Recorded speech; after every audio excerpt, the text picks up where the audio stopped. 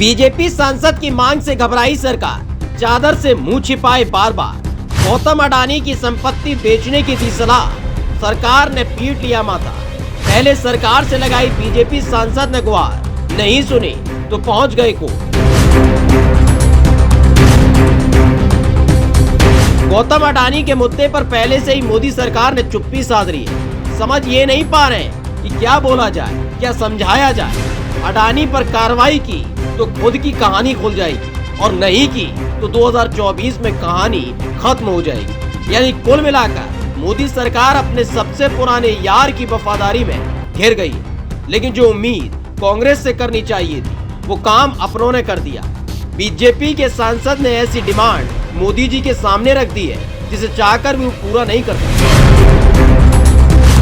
BJP के सांसद सुब्रमण्यम स्वामी ने मोदी जी से कहा कि सुनिए साहब, इस गौतम अडानी की कंपनी की वजह से देश की जनता का पैसा डूबा जा रहा है। तो एक काम करिए, गौतम अडानी की सारी संपत्ति को बेच दीजिए और लोगों के पैसे चुका दीजिए। बस इसी डिमांड के बाद बीपी लो हो गया है।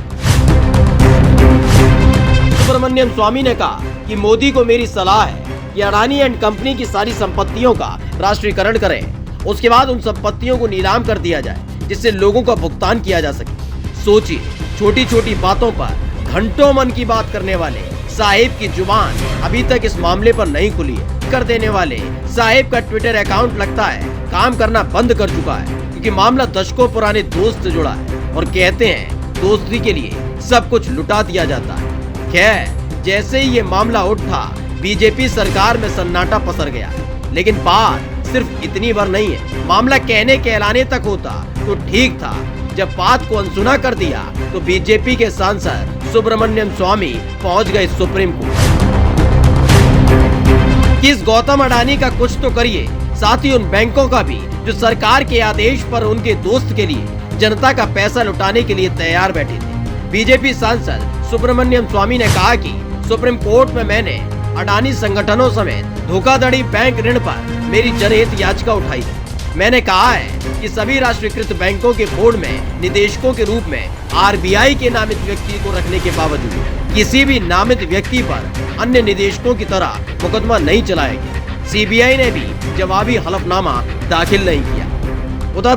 उधर गौतम अडानी चुप, इधर मोदी जी चुप। सरकार ने खामोशी की चादर ओढ़ी।